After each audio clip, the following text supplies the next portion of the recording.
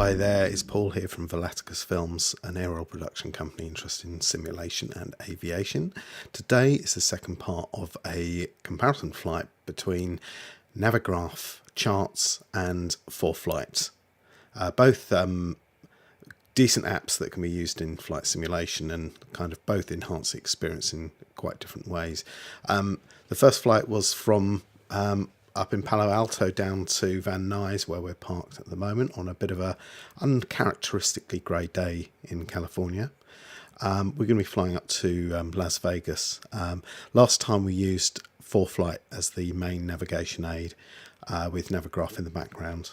This time it's the other way around. We're going to be using Navigraph as the main planning and monitoring application during the flight, and then we'll have Foreflight running in the background. So let's get to it.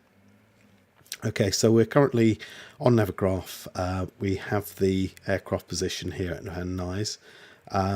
Now, one thing about the Navigraph interface is very, very simple, and actually, to an extent, it's actually it's quite pleasing because you can quickly work out what everything does. There's not a huge amount to learn with it, whereas you compare it with Foreflight. It's a little bit more complex, but I'm saying that I found Foreflight is quite intuitive, very feature packed, and doesn't really leave you wishing for much. Whereas I can't say the same for Navigraph. But these are not direct competitors; they are not direct competing products. So let's switch back to Navigraph. And what we're going to do is do a flight here from Van Nuys in California up to Las Vegas in Nevada. So a couple of things that we can do here. We've got the airports list. So if we wanted to, for example, check out the Van Nuys ATIS KVNY, or you could just type in the name and it comes up with a match based on the name. So you don't need to know the ICAO identifier for everything. We can then open up the charts and go to the airport information tab, and then it brings it up as a Jeppesen chart, and then we can go and get the ATIS, for example. So what I'm going to do, that is one of the charts we want, so just click that button, tags it to the bottom of the screen. So let's get inside the aircraft. We are going to plan the flight, but we're going to do this in Navigraph, and it's not quite as easy as doing this in Foreflight.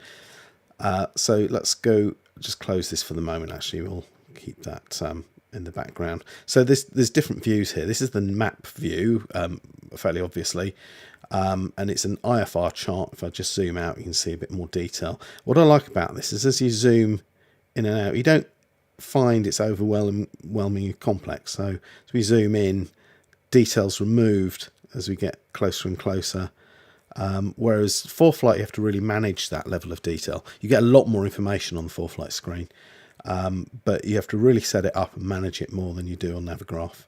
The two options really with the map are the high and low level. So this is looking at the high level chart at the moment, and this little icon up here will actually switch to low level. And you can tell because you see the airspaces around airports, you see your holding patterns. Generally speaking, the lower you are, you get a lot more IFR tracks than the higher level, where it's much more scant. So it's very basic. There's no topographic information. There's just coastlines, as you can see, which is really all you need for IFR flying. So the way you'd go around planning in Navigraph is quite different to how you do this in Foreflight.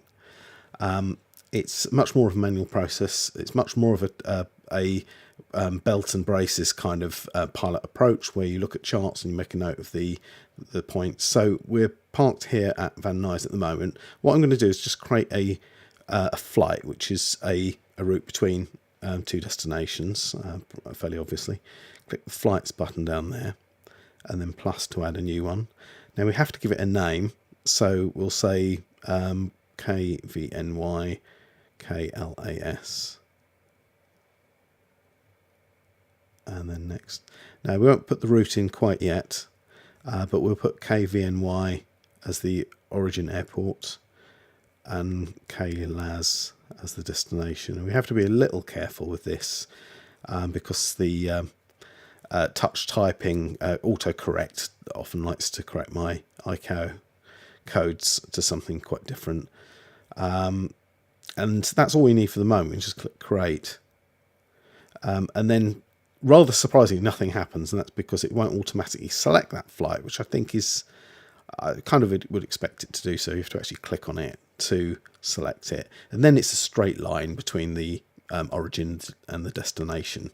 But what's important about this, from this level at least, you can see, just actually close that a bit. From this level, you can actually see what airway you might be taking here. So for example, there's an airway here, the J100, J146, J9, that goes from LAX and more or less parallels our route, the direct line route, all the way up to Las Vegas. So that's a fairly obvious one. And I'm guessing we could choose any one of those points. And in fact, that would be how we'd set it up. But there's some other alternatives, and they're not so obvious in Navigraph. So let's just switch to Foreflight a moment before we do anything there, and just contrast what I've just done there, starting with the map. Now, at the moment, it looks quite complex. There's lots of detail on here, and that is thanks to having lots of different options here. At the moment, we're looking at the base map with some basic aeronautical information on, and if I switch that off, then it looks like it's not enough, of course. But what we can do is we can switch on the IFR chart. So suddenly we're getting something that looks a little bit, well, quite different actually, but is as complex as the one in Navigraph. And in fact, this is quite useful. This gives you more clear information. And if just centre where we are, Van Nuys there, you can see we've got the LAX VOR down here. Just zoom into that. And then from there we could fly on the airway, the J9 100 146. So what we can do, start off with, is put in KVNY space KLAS space, and that will automatically display a straight line between the origin and destination. So very similar in that way. But the other thing we can do, if we open that up, now we've put the origin and destination, is there's a routes button. So if I click on that, this is really cool. It shows you not all the possible routes, but it shows you the most recent routes that have been cleared by ATC. And now, one thing to bear in mind, Navigraph is a flight simulator add-on. It's a flight simulator add-on. You cannot, and you're not meant to, and you must not use it in real-world aviation. Foreflight is a real-world pilot app. It's very different. So these routes will all be current routes between those destinations that have been approved. And as you click through each one of them, it highlights that on this little chart. And what you have to look for in here is the flight levels, really, because we're flying the Cirrus jet. We want to go up to flight level at least 240. So most of these are okay, actually. But sometimes you find a low level, a piston route. For example, this last one here is up to flight level 210. We might want to go a bit above that. So they're all the ATC cleared routes. And then if we want if we want to fly on airways, then this is the option here. Now, what we can do there, say that's the one we want, is just select the route, and now it's just populated our entire route, and that's all we need to do. We can now just fly it. We don't need to do anything else. I'm going to clear that for the moment and show you another way of putting that detail in. Let's just zoom in a little bit and try and click on the airport. Actually, one thing I found with this is that you have to switch on the basic aeronautical information like I've done there, and I'm going to say add to route. So you can click on the chart, KLAS, and we've got our line back there. So I'm going to leave this for the moment. We're not using Foreflight as the main navigation tool. We are using the IFR charts in Navigraph. Now, one thing about this, it's not a particularly long flight, and there is an airway that we could take, and I think that's probably the one we want to take. But also it's worth looking at the instrument departures and the stars, the instrument arrivals, because sometimes you find there's a departure route that will take you the whole journey, almost, or even the whole journey to your destination. And that simplifies the planning a little bit. So let's have a look at that. So accessing the charts, let's look at the instrument departure for Van Nuys. Click on the little charts icon and the stars. Now, there's again a different approach to planning a route in Foreflight and Navigraph. With Navigraph, you have to sort of just go through each one of the routes. And what we're looking for is a route that sort of goes northeast, so that's not really suitable for this flight. Nor is that. That could be, but it's more easterly than northeast.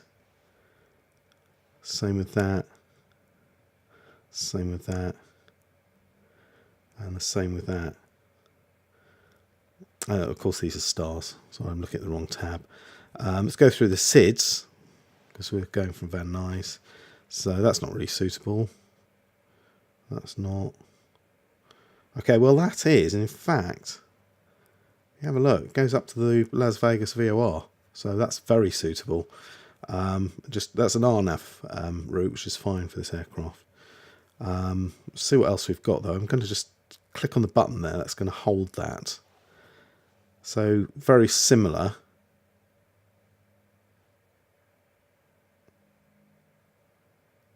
Yeah, that's quite a similar route. I don't really know which one would be better, but so let's tag that as well. That looks good. And we don't really need to continue looking. This is this one would be a non-RNAV route.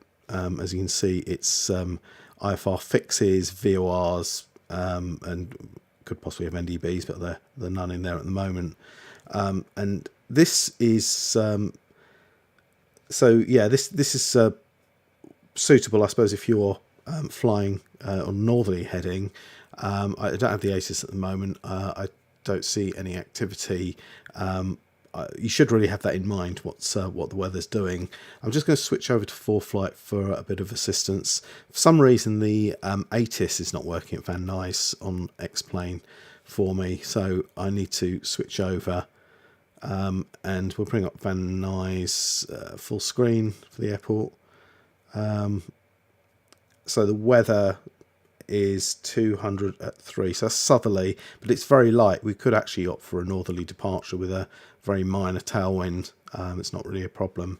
Notice the weather's actually got a bit better. It was raining earlier on. It's now just misty, 900 foot scattered, overcast 1300, and the pressure's going up slightly, so slightly better weather. Notice actually the cloud burst is certainly higher. So yeah, that's good. That's good. It's uncharacteristic though for California.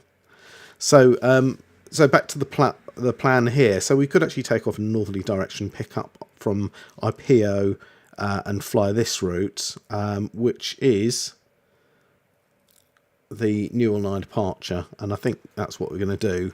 The reason I'm opting for that is because because I fly a range of aircraft. Not RNAV approaches and departures are not all suitable for all aircraft. Tend to be good for GA aircraft, but sometimes the turns are a little crazy in bigger aircraft, so I always try to opt for something that's suitable for any type of aircraft, and that's really the only reason. So we're going to use that as our SID today. That goes up to Daggett. That doesn't go all the way up to LAX, Las Vegas, right? LAS. It goes up to Daggett, but I happen to know that Daggett is kind of on our route. So let's close that for the moment, and we'll go and have a look at Las Vegas at the moment and see what's happening there. And again, so with Navigraph, it doesn't have any access to weather, so I could go and have a look at one of the weather services, but I could also come into here and say KLAS and get an idea of what the weather would be there. So it's VFR, variable 3 knots, so we'll probably land runway 101 and do the approach into 01. let's go back to Navigraph for planning purposes. So we want the arrival this time. And again, there's obviously a load of arrivals into Las Vegas, so we need to keep going down. And just keep an eye on, so for example here, that's a possible arrival for us because it goes from Daggett, and it goes all the way to the Las Vegas VOR. But actually, I think what I'm going to do is have a look at approaches. And the reason for it is because Daggett's actually quite near, hoping for an approach where we can just pick up on that. Maybe a little optimistic, but see, that's not far off actually. It's that's the approach into 01 left. But there's quite a bit of mountain terrain to the northwest, so we have to be a little careful there. Well, that looks hopeful anyway. So that's one left, one right. Just have a quick peek at that. Yeah, so that either could be fine there, really. So that's probably the runway we'll use. Let's go for this one here, the one left.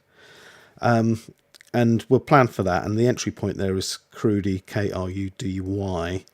Now, the thing that's going to be challenging here is that one thing we can't do in Navigraph is to put in the route, including a SID and a star, including the sort of departure and the arrival.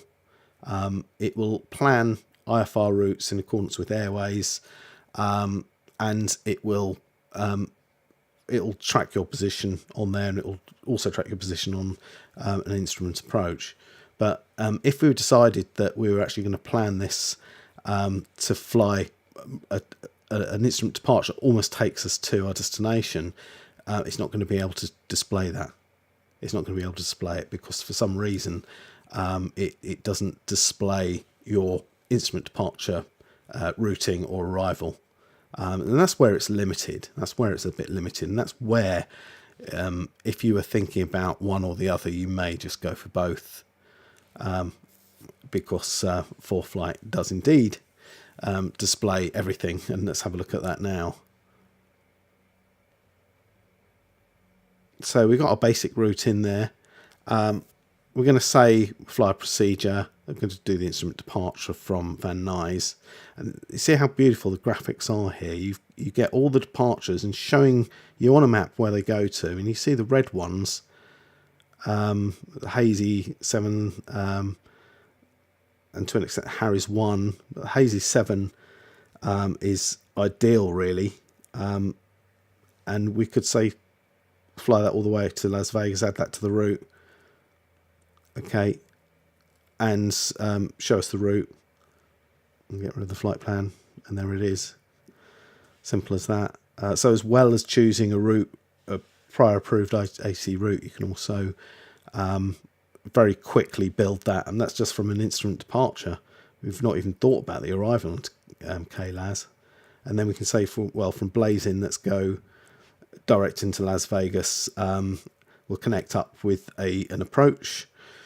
So again, a procedure, approach into KLAS, RS1 left, and we've got Crudy, but you can see Blazing on there. We could say, okay, we want to go to the instrument initial approach fix, probably a little bit more elegant, but because of the mountainous terrain, actually probably safer to go to Watma, because then from there we can start our descent and add that to the route as well.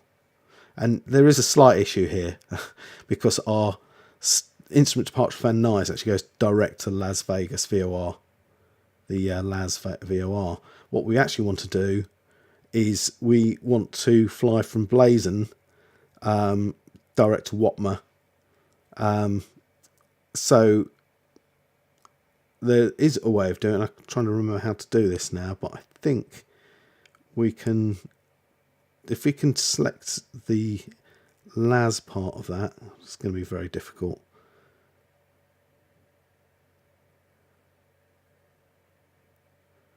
Delete LAS. Yeah, that might be it. Yeah, so what I've done is I've deleted the final part of that instrument departure, which was the LAS VOR. and then it's picked up on the approach after Blazon. After this one here, it's gone to the approach, which is this one here, and that starts at Watmer and then flies the approach in. But that's not really very handy for us with Navigraph. So I'm just showing how diverse these products are. As I say, they're not direct competitors, so it would be unfair to make that comparison. But they're both aimed at, potentially aimed at the simulator market, certainly Navigraph is. So we're a little stuffed. We're not going to really, we could fly those routes, but we're not going to be able to see this on Navigraph at all. We'll see the position of the aircraft. Now, I've got a couple of choices. We could plan this in SimBrief and then get a navlog and then plot it painstakingly into Navigraph, which I don't really want to do. We could use Foreflight to do the plan and plot it in here, but what's the point? We might as well use Foreflight. So let's assume that we are stuck with Navigraph, and what we're going to do here. Well, we could translate all of those waypoints and type them in, but it's quite a lot of work. I think what I'm going to do here, just looking at the map, is set up a basic departure using the J100, 146 and J9 airway, and that goes from LAX. So let's go in and edit the route. Now, one thing about this is it's quite unforgiving. So we know the first part of that. With an airway, you have to obviously start with a fix and end with a fix. So say, well, we know, say it's the J100 route, and it starts at LAX VOR. So we know that's the first point, and then J9. Okay, and update. Okay, it's validating the route. It's saying it's not valid because J9 is an airway that comes to an end at some point, and we've not put an end point in there, so we have to cancel it. We have to come out and cancel it, and that's what I find a little bit of a pain. Whereas with Foreflight, it sometimes will obviously flag an error if you try to do the same thing, but it will keep the error there and you can fix it, and it's much more interactive. You can do it on the chart. So what we need to do is, we know it's LAX, we know it's the J9 airway, and we could put DAG, which is the next point, but it continues beyond that up to Las Vegas. So actually, it's a fairly simple route. What we can do is we can stick in, go into there and edit it and try again, and we can put LAX J9 LAS and verify. Now what it's done there, it has verified it, in that it didn't come up with a warning. It's put the origin airport and the destination airport in there, which to me didn't make a lot of sense because you already typed that in. But I suppose with the route, certainly if you're copying it from another application, you would actually have that information in there. So now if we click update, it's now setting our route there. But again, it's not going to fly any instrument departure or show our instrument departure on this moving map. So there's a little bit of information that you're left without. However, it does show your position on certain charts. In particular, approach charts, any chart that has a real scale. And what by that I mean that it is literally a snapshot of a bit of chart, then it will actually show your position on that. So that's quite good. So in terms of flying this route, this would really, well, it doesn't matter what departure we do, but we need to get on that route. I don't really anticipate flying down to LAX to pick up on it. And unfortunately, if you zoom in, there's not really any intermediate point. Otherwise, I would have set that as the origin. So we'll assume that we'll radar vectors to intercept there. Probably head out towards El Monte VOR or something like that, and then pick up on the route from there. So that's not really a problem. And I'm not going to worry about the fact that we can't display an instrument departure on here, but let's just see if there is something that might be useful for us to fly. So it's a much more tedious task really going through. So this one might be this is an instrument departure. If we fly southerly and out to Seal Beach, we'll actually pick up. It doesn't show it here, but we'll pick up on that. We'll pick up on the Juliet 9.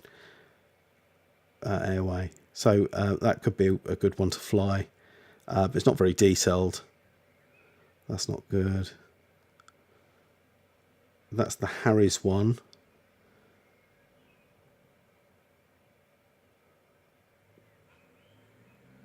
Yeah, that's the one that's complete, really. I would choose that, but again, this is not to scale. If it was to scale, it would actually show coordinate marks on the edge of the plate, and there will be a sign somewhere saying not to scale.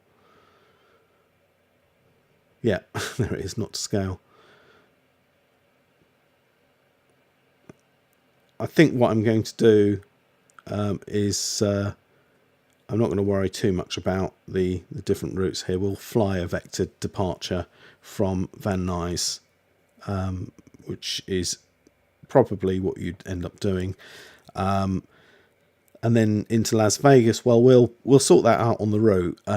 Again, it won't display our IFR chart on the overlaying the map. Foreflight doesn't either with the basic Plus package, which is your basic subscription at about $100. But if you go for the Pro Plus subscription, that actually does put IFR charts on the map. It's absolutely incredible. I can't show this at this point because I don't have that level of subscription, but I'll put in the notes as another video which actually demonstrates that, and it works really well. So let's not worry about the approach into McCarren. We'll do that on the way. So let's try and get going. Now, I will keep this screen open because this is giving the information that we'll need to put into the aircraft. So we're in the aircraft now, and I've left it running, which amazing the battery life on these. I'm sure they're not quite as good as that, but no APU on here either. So you have a couple of batteries that I think makes up for it. We'll just stick some general lights on and then start the planning process. So if you have a previous plan, that'll need to be cleared in this first. So what we'll do is we'll just put we've got Van Nuys already. It'll default to where you're near.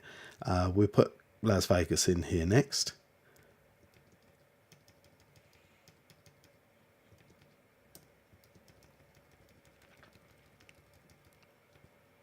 There we are. And then we have to go back, and whatever we put in here now will go before the point you highlighted. So I'm going to put the basic route in that we see in Navigraph there. So we'll assume that we're flying down to LAX VOR.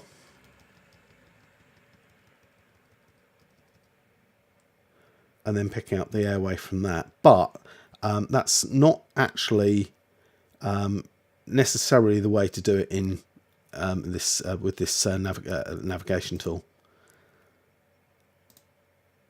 What we need to do is we need to load an airway, but we will need to put in our starting point. So I should have actually continued and put LAX in there.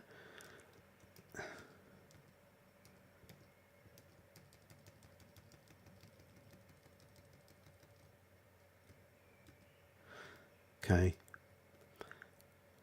And then, because we've got that starting point, it should enable us to load an airway. There we are. And actually either of those three is fine. They all go the same direction. So I'll say, let's put J9 in because we've got that in Navigraph just to make sure we keep some sanity. And this is the exit point. So we can leave it LAX, which would be a bit pointless. We could leave it DAG. But let's say we're going up to Las Vegas. And let's put the intermediate points in there for us, which is fantastic. Load that. And now we have the airway. Now, it will assume we're flying from Van Nuys direct to LAX, which we're not going to do. We'll go vectors. And then we'll pick up on the DAG leg. And so one thing we can do is go down and then click on menu and say activate that leg. I'll do that when we're airborne, but that will avoid us flying down to LAX first. And then I say we'll set the arrival in there when we're airborne. So let's close that down and get into the air as soon as possible. Okay, so in terms of the heights, we'll assume that we've been cleared. They'll probably clear us for a lower level than what's displayed at the moment on there. So let's say we're cleared to 3,000, and then we've got to speak to the SoCal controller and get higher level. So 3,000 feet, 2992 was the altimeter setting earlier. I just need to check that. Oops, there it is, 2997 this time. Okay, so just change that.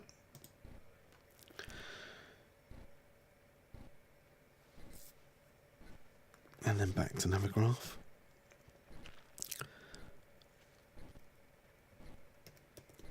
And let's just set some lights up, ready to go. We'll put the second battery on as well.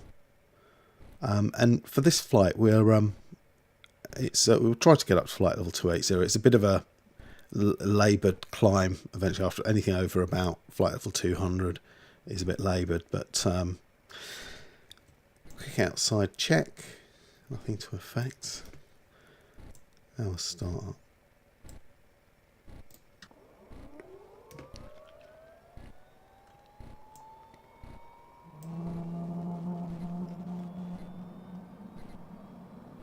So it's very automated, of course, but you still have to keep an eye on things. Especially the EGT, make sure we don't get a hot start. So as soon as you see that dropping, it's a good sign. N1's stabilised. That's looking good. So, the moment we have a good engine start, we can stick the generators on.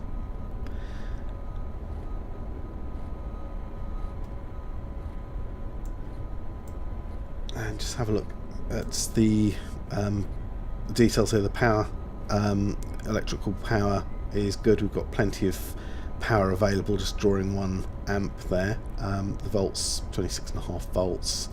Fuel state's fine, about half tanks, which is what I wanted out for this flight. We won't need flaps on departure. I'm going to set the trim up a little bit here. Which is I find the takeoff region is not actually very good by default in this aircraft. Okay, I think we're ready to taxi. Now I'm going to assume here that we have been told that we have to use the shorter runway. So you see where we're parked with a little magenta shape there. We're going to 16 left for departure, so that's 4,013 feet. That's more than adequate for this aircraft, and got a very simple taxi from where we are, basically more or less straight ahead, cross 16 right, obviously with permission, and then we can depart 16 left. And we'd probably opt to do that anyway if it was a bit busy on 16 right. So let's go ahead and make a start then. So the first thing is a quick brake check. Yeah, that's fine. A lot of power's needed just to get this thing moving. One thing you'll notice straight away is the little shape changing as we're moving along there, which is good. So it actually maps our position on the chart.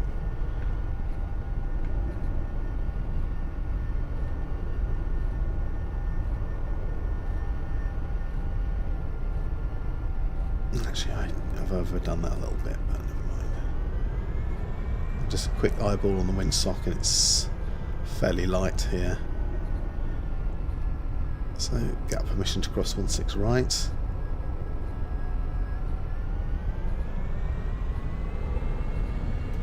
And a quick check.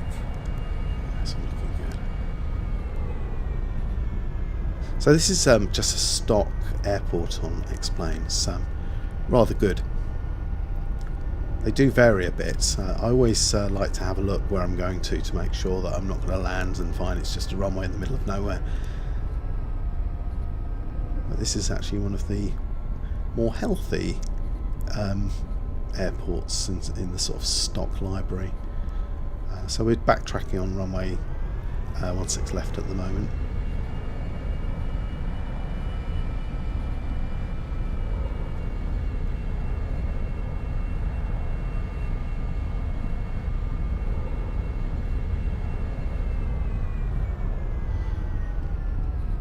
So when I did the previous flight from Palo Alto down to Van Nuys, it was very choppy on the animation, and since I've actually changed it. Rather than recording in 4K, well actually 5K because this is a Mac, I've actually changed that to HD and it's running much better.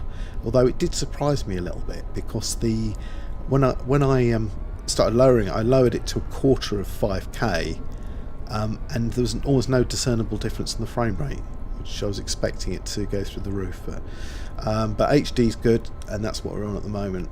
So we'll assume, we wouldn't normally do this on the runway, but we'll assume that we've been given freedom to sort our act together out on the runway. I will just switch the landing light on. And what we'll do at this point is just bring up the pilot display, and bring up the nav display as well, and just have a look. I'm going to fly runway heading, so centre that.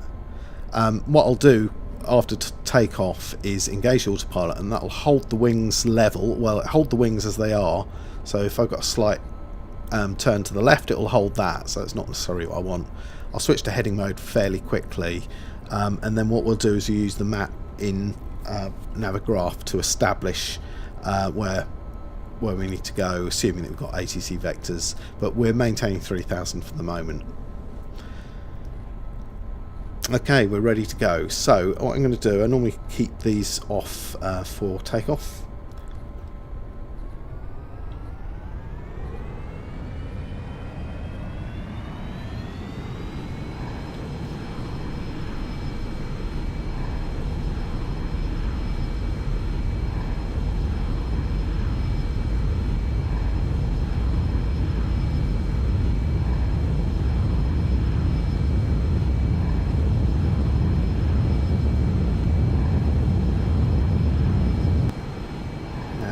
Even on a short runway, you don't want to be in too much of a hurry to get the gear up. So we treat it as a single engine flight. It is a single engine, of course. So autopilot's on. Let's bring the displays on there. You see I'm on a very slight left bank, so I'm just going to switch to heading mode. And that will just turn us back onto runway heading. And as soon as we're 1000 above ground level, turn to vertical speed mode, and then to bring the nose down, or at least the climb rate down a bit, and that will start accelerating. Now let's close this chart on Navigraph, and it will actually show our little pointer on the IFR map. And we'll assume that ACC wants us to fly out towards El Monte, so that's going to be a turn to sort of east, so let's assume that we've got that now.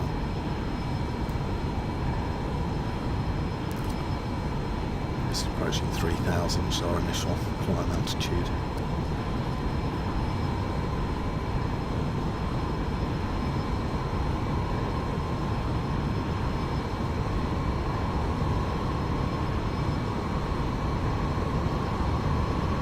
And we'll imagine that we've been cleared to 5000 at this point, so I'm just going to put flight level change in there as we can hold some of our speed there. Really useful being able to switch into that mode. It looks like we've just broken through a bit of scattered cloud. Just checking the frame rate, it's actually pretty good now. I think I just screwed it up myself, just setting things too high. It's really lovely the way the clouds work, it's just so realistic. And this is the ortho scenery for California as well, just absolutely incredible.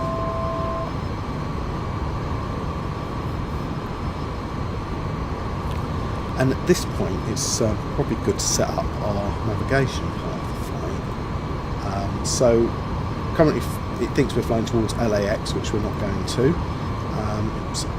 So select DAG. And then we'll say we want to fly that leg, so activate it. Okay. And if I zoom out a little bit,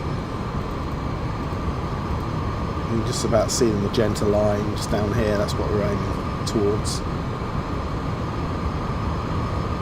And we're going to let the speed build up to about 210. artificially. It might be we have a speed restriction, for example. And then what we can do is use the sort of reserve power that we have. Then if they give us another flight level change, and they probably will want to, assume at this point they have, and they want us to fly up to 12,000. And we'll do flight level change. We'll hold 206, which is good enough, and feed in a bit of power. And so 12,000, and there we go. It should give us a fairly healthy climb. We're looking for, you know, at least 1,000 foot a minute, and they may even require more than that.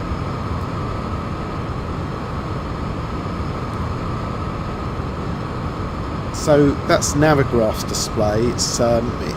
It's straightforward. It does the job. It's what we want.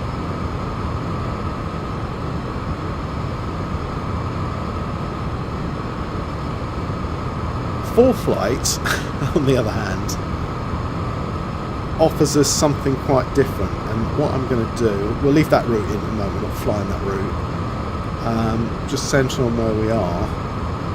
So you can see the J1, the bold airway that we are near to intersecting with.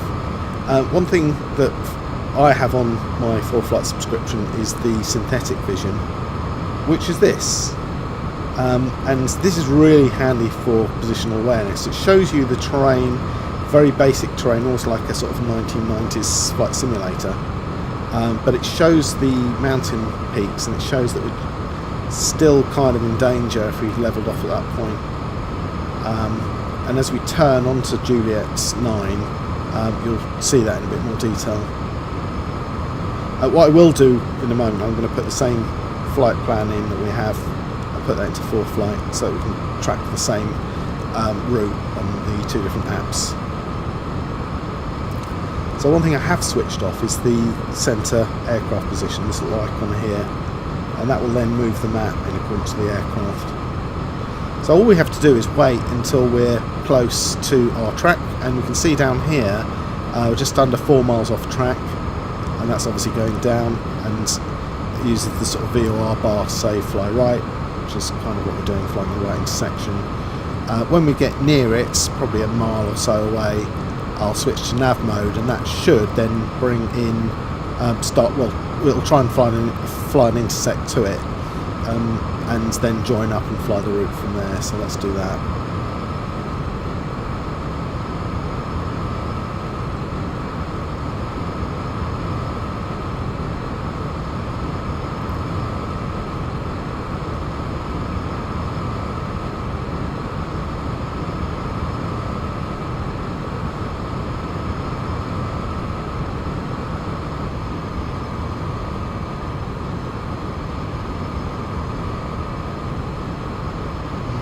There,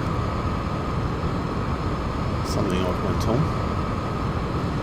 Well, I think the speed suddenly dropped, and so because it's in flight level change, I've told it to hold for 206 knots because there's a sort of a weather shear.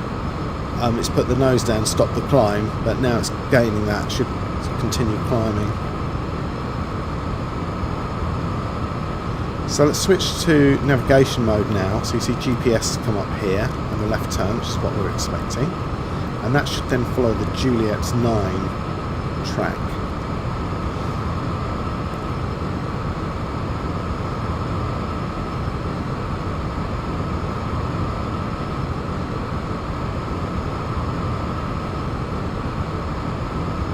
Let's switch to Foreflight at the moment. Now we've made the turn, and this is where you see what we're intending. We've got some mountainous terrain ahead, and that's sorted itself out.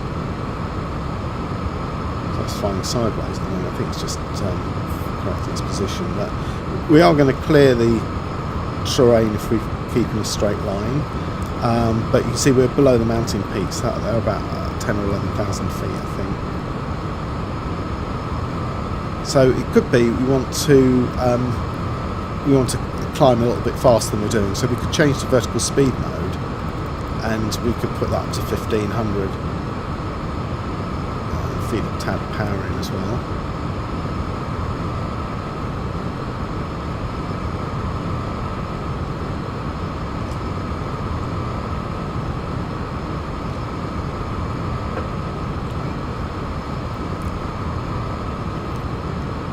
just about, looks like we're more or less clearing those now.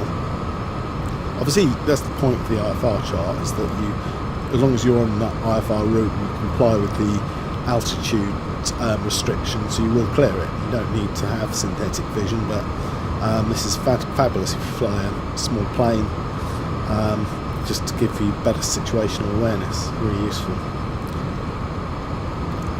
So what we'll do, we'll put the route in. I'm going to put the route into Foreflight now, so that it's going to so we can actually compare.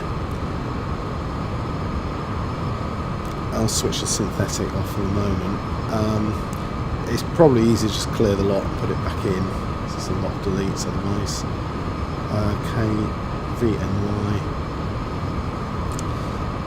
LAX J9, and here this is a good example. J9 is an airway. We need an endpoint, which we've got Las Vegas in, and then KLAS. So Las Vegas VOR, KLAS is the airport, and that's it.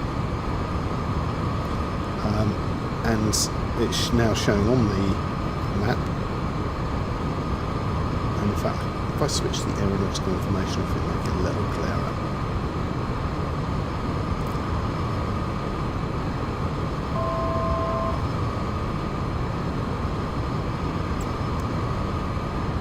I'm just about to reach 12,000.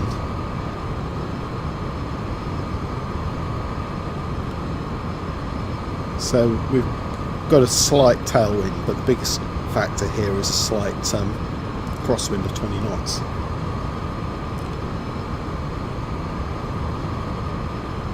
Okay, let's continue our climb. It's got to 18,000. It should just continue. It hasn't started rolling off yet, so it should just continue the climb. Now, looking at the speeds, is obviously dropping off, but that's partly as a result of our altitude. If you look on the right hand side, we're at 203 knots in the climb, 202 now, and so that's reasonable. It's got a reasonable sort of cruise climb. So we really want to be cruising at 300 knots, but it's getting up to the altitude is the key here. Now we're burning 165 gallons an hour, which is quite a high rate, but it obviously balances off. As you see, that's dropping off all the time, even in the climb. Obviously when we level off, that will go down even more, particularly at high altitude.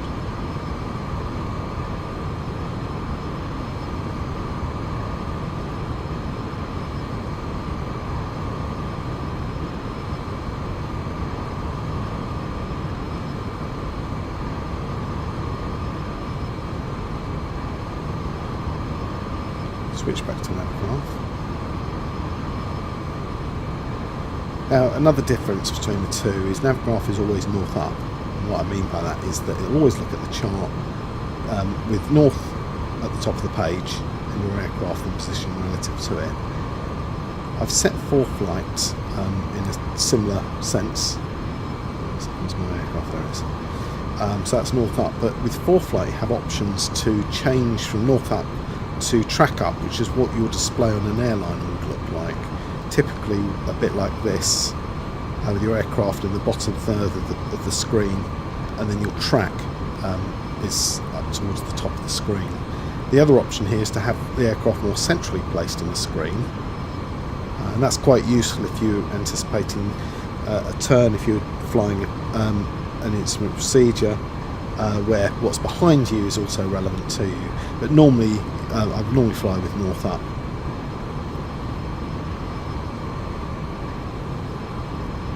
Now Foreflight's also displaying other traffic on here, which is not real traffic. This will be traffic from X-plane. But one thing about Foreflight is it's with very little expense you can interface this to your aircraft, giving all of your attitude information, which you'd actually need if you were flying with synthetic vision. This data has to come from somewhere, and there's a little device that's not a lot of money, a few $100s, that goes in the aircraft and feeds data to Foreflight, and you get this display, which is a fabulous add-on for, especially if you've got an older aircraft. It's not an expensive install.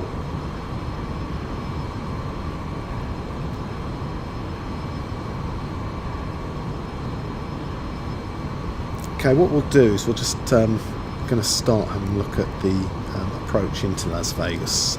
We've got a bit of a journey still, but we don't want to continue too far without having that planned out. Now, let's have a look at the flight plan screen, and these are the waypoints. So we're going towards DAG. We've then got Mizzen, Clar, and Las Vegas. We need to think about where our top climb is going to be. Just approaching 18,000 at the moment. I think what I'm going to do is I'm just going to level off there and just get some speed up. We're well above the terrain now, so that's not really an issue. Of course, this is a high level chart, so actually we would be, I think this starts 18,000 and above, and so we would definitely need to be at least 18,000 to actually be on the Juliet 9. So we'll assume that we're going to level off there temporarily. So I've got that screen open. I'm just going to have a look in Navigraph at the approach for Las Vegas, and remember I tagged the arrival and the ILS, so we actually have Clar on there as an arrival point, which may be useful. Let's have a look at the ILS. It doesn't actually show Clar on here, but I can just see, just eyeballing the sort of vector that arrival flies to the airport, that if we flew towards Clar and then flew towards the first point in the approach, which is Crudy, that would probably be the right thing to do, rather than flying on to Las Vegas VOR and having to fly out again. So what I can do here is I can put that procedure in. We'll assume that we are landing one way, one left on the ILS.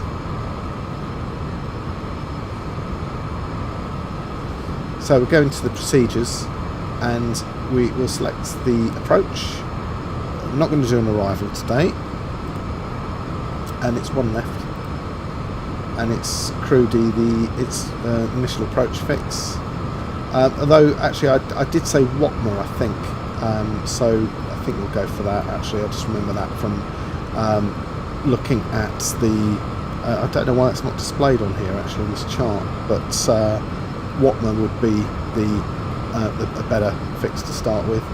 It's a little bit further out,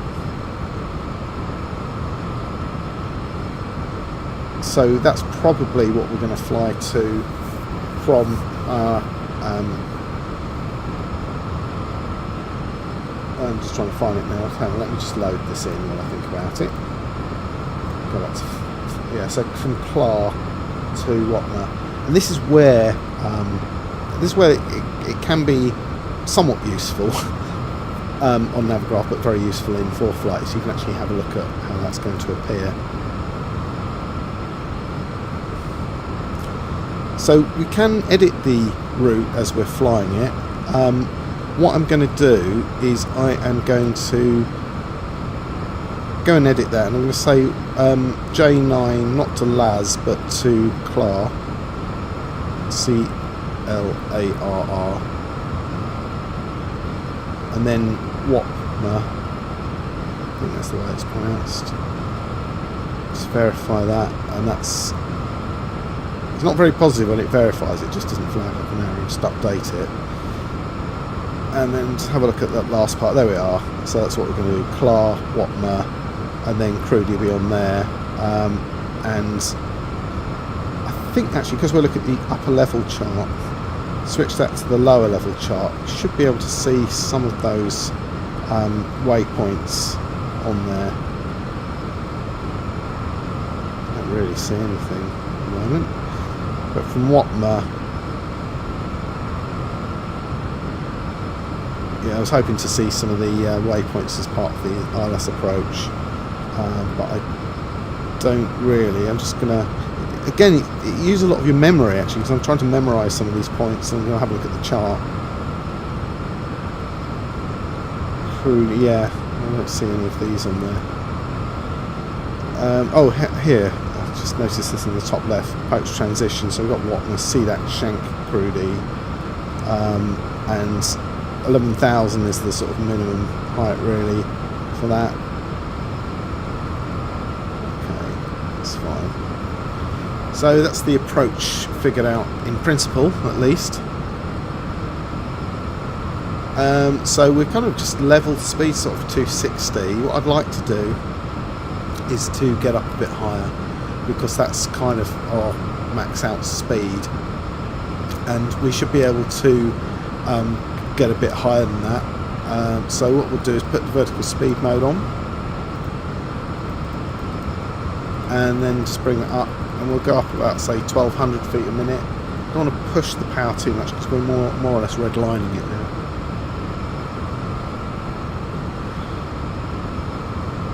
Now, one thing about this on Navigraph is that it will show, as it did on our taxi diagram at Van Nuys, it'll actually show our position on the approach chart here. It should do anyway. And what I was saying about scale maps and non-scale maps, these little calibration marks on the side are actually part of our latitude, longitude.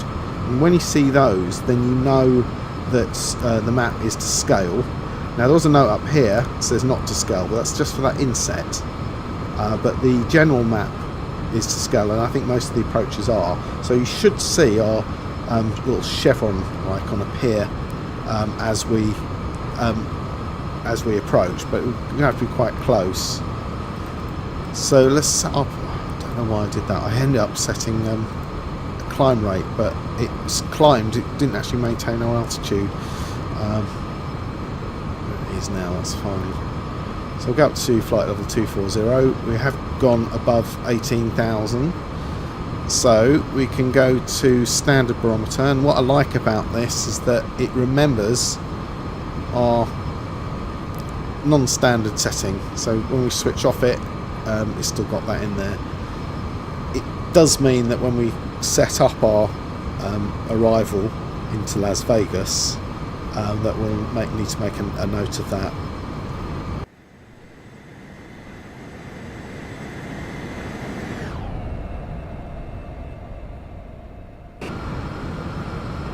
Well, here we are, flight level 240. Just decided to just level off there. We are getting to the point that we're actually probably not going to continue up to flight level 280 on this occasion, because we're going to need to start descending fairly soon. So just leveling off there and getting some speed up. See, just approaching Daggett's at this time. Don't know how far in I can zoom. Yes, you can see that there now. Just about to approach Daggett, and this is a very slight left turn, and then takes us up the airway up towards Las Vegas.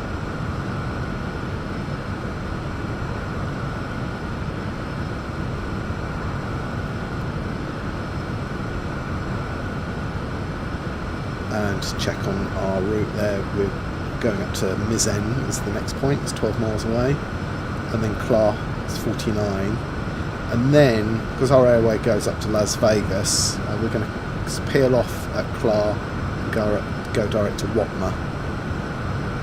So we have to keep a bit of an eye on that. As I say, I can't show that really on this chart as clearly. We've got Clark, then Watmer, and then the approach. Well, can't show you the approach on here.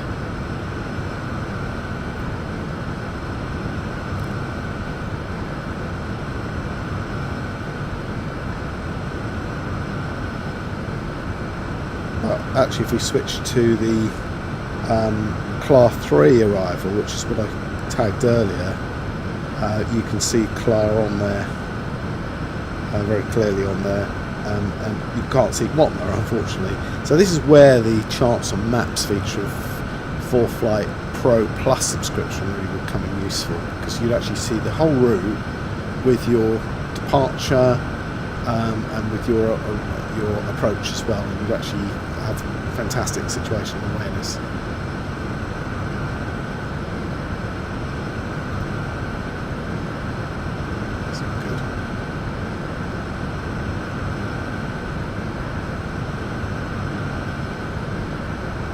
Bring the power down. We've got a bit of a tailwind, so we're actually at 350 knots and tend to quite go that high.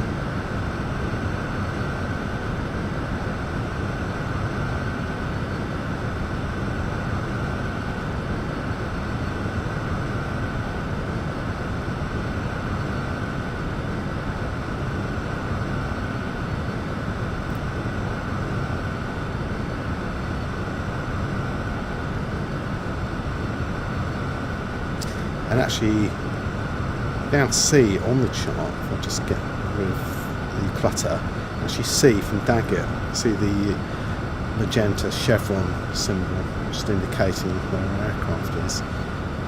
So that's quite useful. This is a chart. This is a scale chart. Not all of the charts are scale.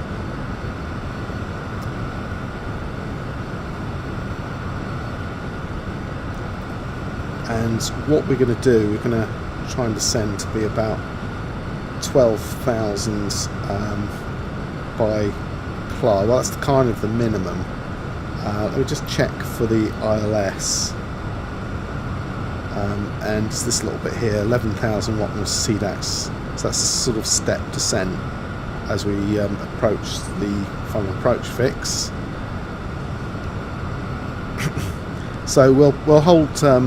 We'll probably keep above 12,000 till we're nearer Watmer, because that's there's a bit of a journey. I don't want to be too low too soon.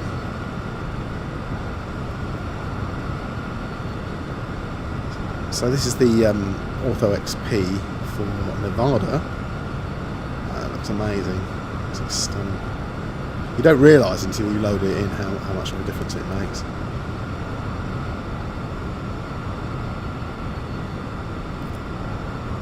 I'm going to just cheat a little bit. I've got the ATIS dialed in for Las Vegas. I'm just switching to Foreflight at this point. Going to the airports tab and weather. So this is fairly recent. Winds light and variable, 10 miles, visibility, fuel 11,000, 29.83 is the altimeter. I'm just going to stick that in now. And the way to do that is to switch to standard quickly, and then it's 29.83, and quickly switch back to standard, so it doesn't look. Obviously the problem with that is it will change the altitude, and obviously autopilot I think it needs to correct for it, so I just want to get that in there so I'm not having to remember it.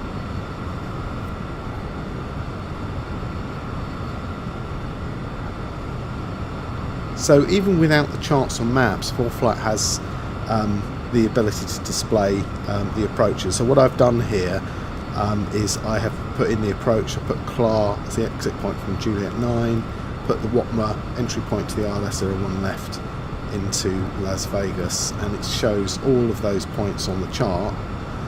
And just contrast that with Navigraph, which it would show them if we put them in manually, but obviously it's quite time consuming.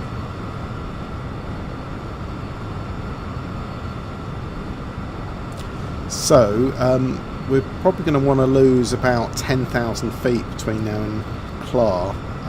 We are flying at about 5 miles a minute, so we've got 6 minutes, so we need to start descent soon. So let's put 12,000 in. And we can, we'll switch in a moment. Let's put the vertical speed and then come down at, I'm going to say 1,800 feet a minute. Just bring the throttle back a little bit.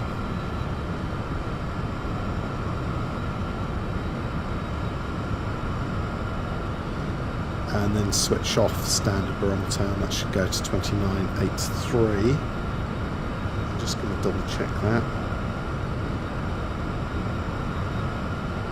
Yeah.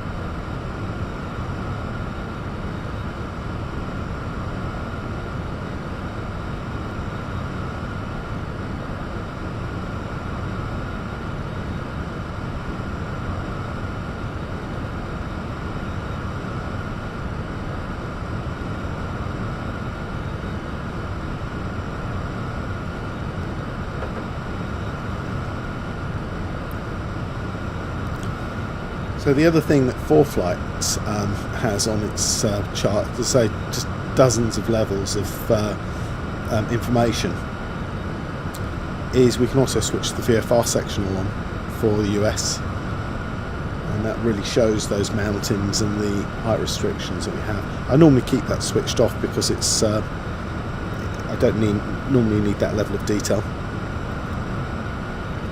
and we could switch the... Well, I'll leave the chart off now. It's, we've kind of descending out of the airway anyway, so this is a nice view. This is a really nice view, and if you have a look at the whole route, and it just shows you those waypoints and very basic information you need on there, so that's fantastic.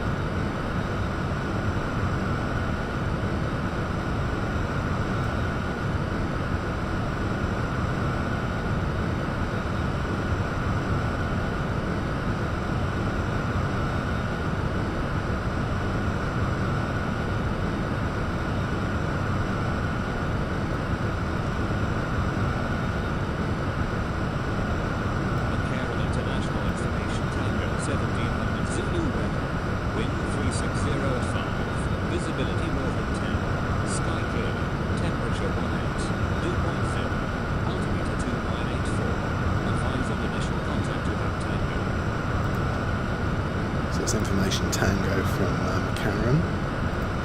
The only change there, 2984 on the altimeter, so we're pretty well set.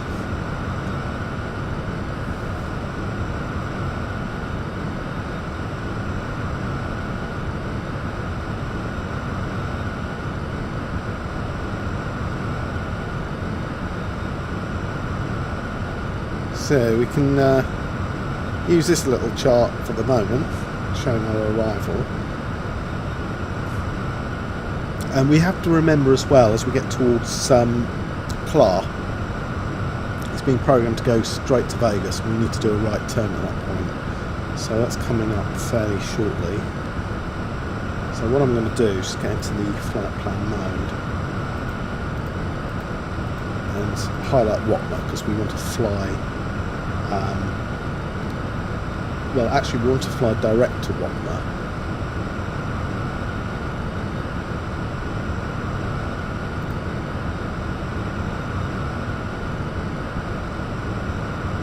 So we might as well enter that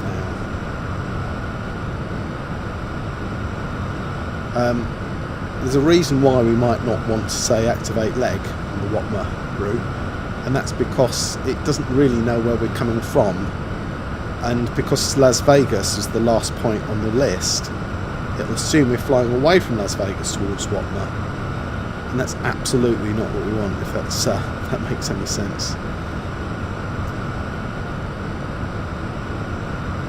So actually you switch back to the chart, so a Navigraph shows Watmer on there. It's probably a better view for us at this point.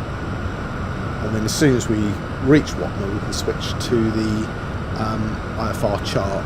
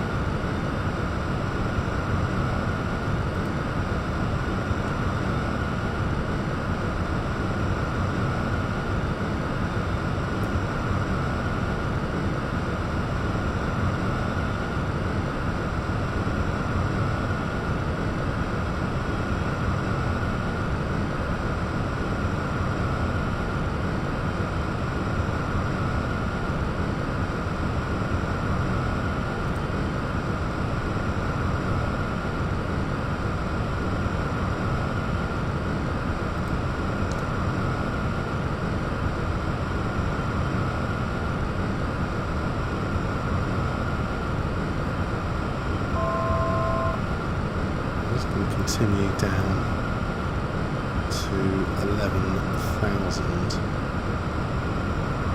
which is our next descent point. beyond Watmer. And we can bring that open now actually. Switch to our RLS view.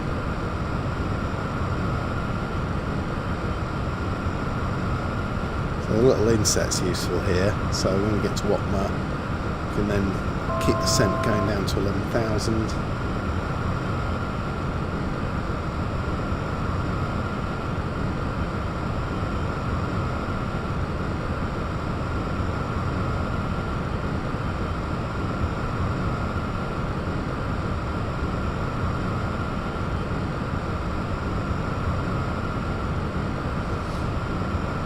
Just feeding the speed back a little bit as well.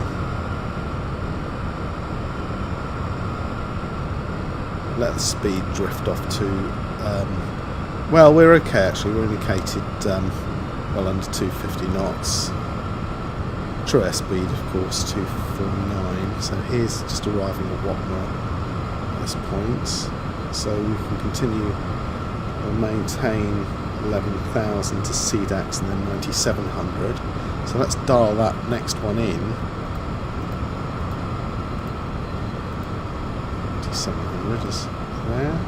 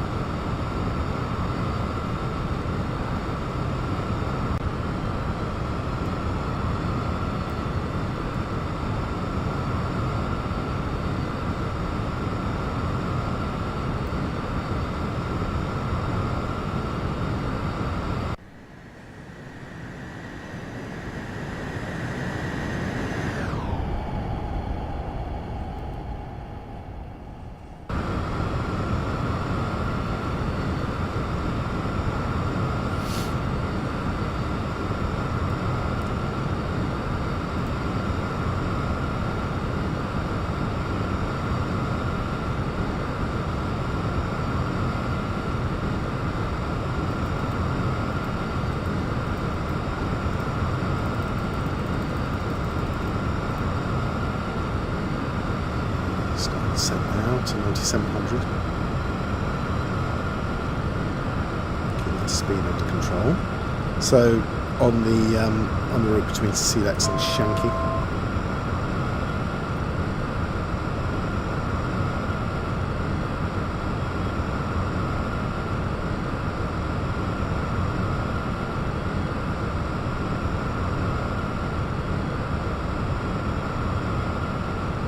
Passing through 10,000 and I left the landing light on or switch it on well in advance, whichever way you want to look at it.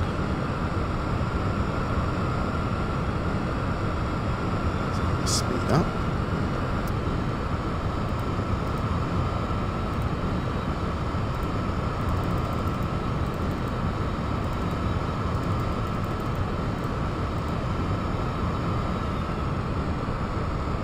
So just appearing on the chart Navigraph now.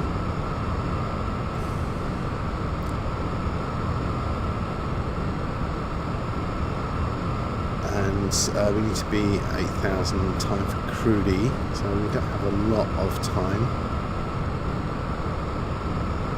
And then beyond that, it's 7,000 to Tray.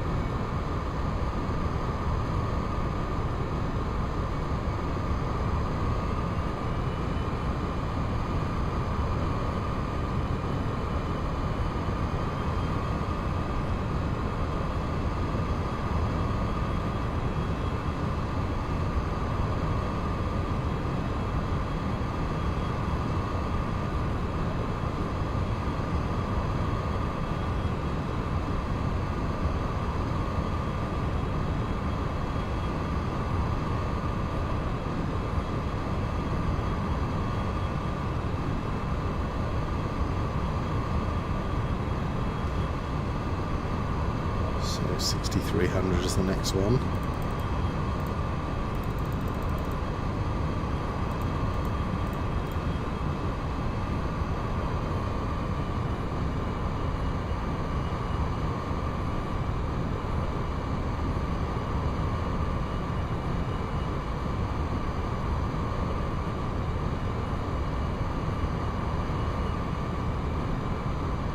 Don't know what's happened to Las Vegas. I can see the airport, but there's nothing else around. I'm going to need to check this.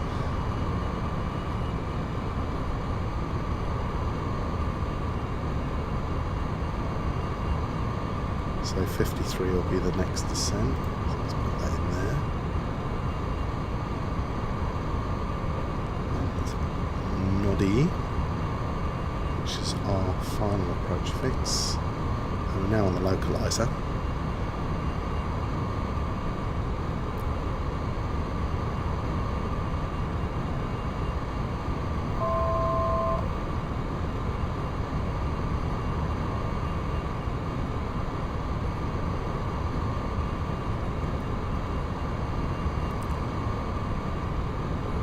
Oh my goodness. It's probably a layering issue in the scenery ini file.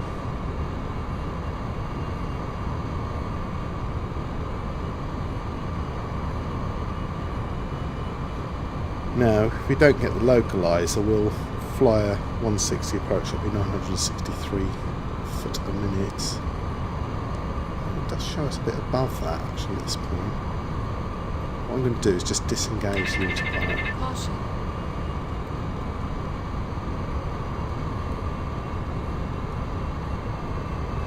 And we'll bring the speed back a little bit. Oh yeah, this is terrible. I did get a warning earlier saying the Las Vegas scenery wasn't going to display correctly, but oh my goodness.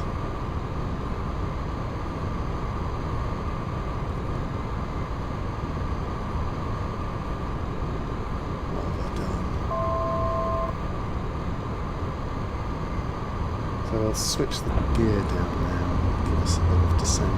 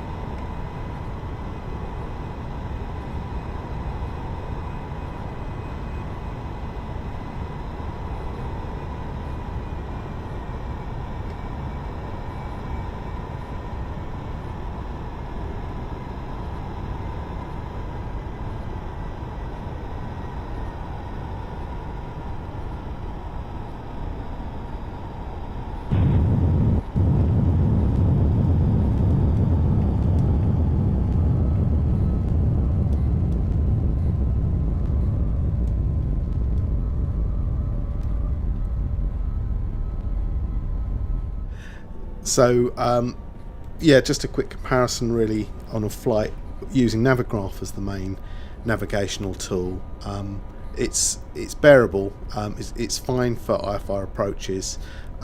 It isn't the best really for planning purposes. It's quite inflexible with the way it allows you to edit plans. The approach themselves, it's great actually showing you the little icon on the approach. That's really useful. You have to pay extra for that in Foreflight to get that capability, but Foreflight is offering a huge amount more flexibility in terms of that sort of visualization, to the extent that you almost don't need to see your position on the chart. You can sort of see everything on the navigational map. That's it for me for now. Thanks for your company. I'm going to do a more comprehensive comparison and review of both Foreflight and Navigraph in the future, but thanks for your company today. Take care. Bye bye.